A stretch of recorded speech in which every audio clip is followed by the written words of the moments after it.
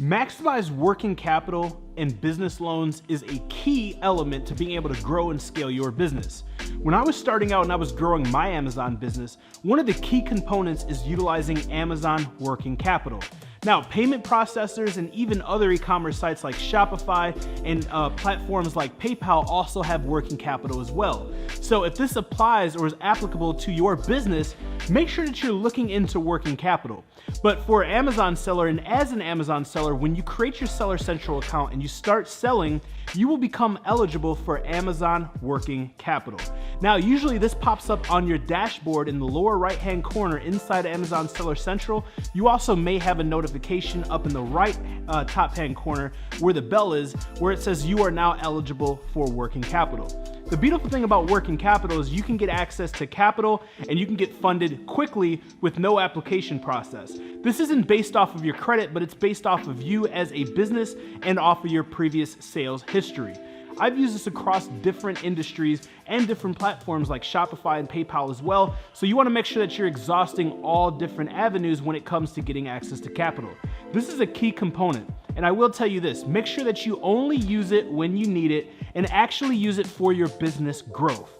It's very easy to get this money and go invest it or go do something else with it. I highly suggest that before you take the money, you have a strategical plan as to what you're gonna do with the money.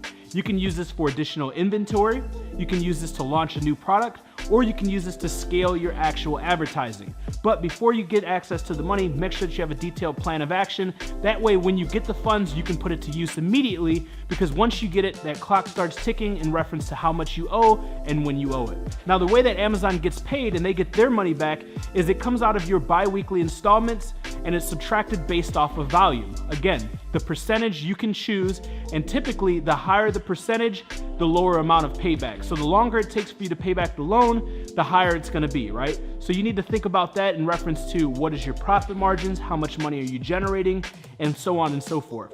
Another key component is they will allow you to take different amounts. Don't take more than you need, get just the right amount, that way you can use it, you can grow, and you can pay it off quickly. Another thing is you can actually pay these off early and there's no prepayment penalties. So you can use these strategically for Q4 or for new product launch, and you can actually pay it back with the proceeds if the profit margins allow for it and you're not gonna get penalized.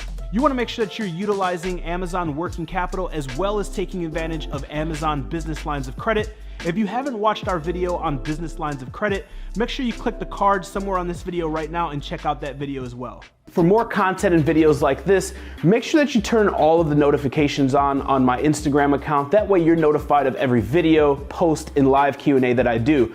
Also, check out more videos on my YouTube channel at Joshua Crisp on YouTube. There's over 100 plus videos similar to this in all around entrepreneurship. And for 50% off all services as well as softwares that AMZ Hunter offers, make sure you check out www.amzhunter.com and use promo code HUNTER50.